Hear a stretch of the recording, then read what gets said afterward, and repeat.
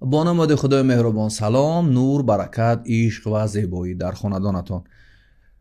گاه انسان تحت حادثه های، تحت شرایط، تحت واقع میخواد تسلیم شود، میخواد اندیشش رو از دست بدهد، از روی پیش گرفتش دست بکشد و گاه فکر میکنیم که صبر کردن، گاه فکر میکنیم که چشم پوشیدن، گاه فکر میکنیم سکوت کردن این به نفع ما تمام میشود، ولی این خیلی نیست. گاه این حادثه ها میتواند یک انسان را به یک موجود دیگر تبدیل بدهد و از مسیر انسانیش دور بسازد. در این زمینه یک حکایه خوندم، خیلی جالب است. میگه روز یک شیری که در جنگل به پروا میگشت، میگفت من شیر هستم، من غرور دارم، من اصیل زاده هستم. میگه این شیر رو از جنگل میگیرن و میورن داخل یک پنجره میکنن. وقتی که داخل پنجره میکنن، روز اول برایش یک مقدار گوشتی گندیده بدبوی میدهند. وقتی که شیر این رو میبیند، فریاد میکشد، نعره میزند، آهوای میکند که من شیر هستم، من آهو میخوردم و من این گوشت رو نمیخورم.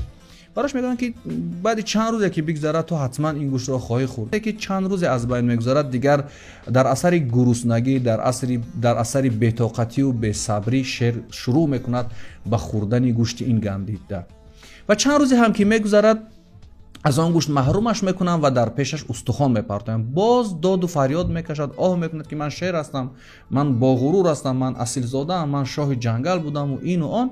و میگن تو کم آرام باش و چند روز بگذرد حتما استخوان را خواهی خورد.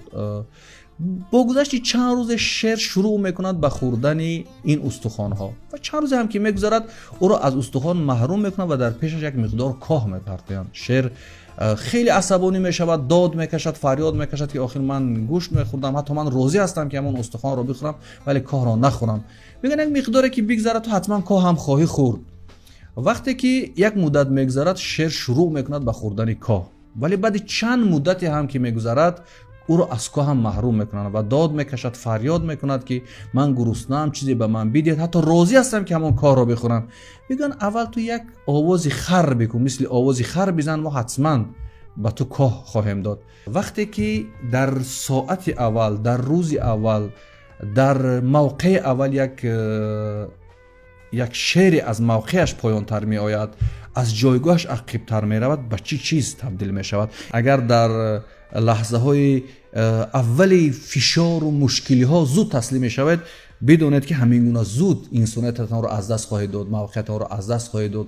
اگر روز تسلیم منصب شدید، اگر روز تسلیم بایگری و ثروت شدید، اگر روز تسلیم اندیشه نفرون شدید که میخواهند از شما یک غلام بسازند، یک کسی دیگر بسازند، جدی اندیشه کنید.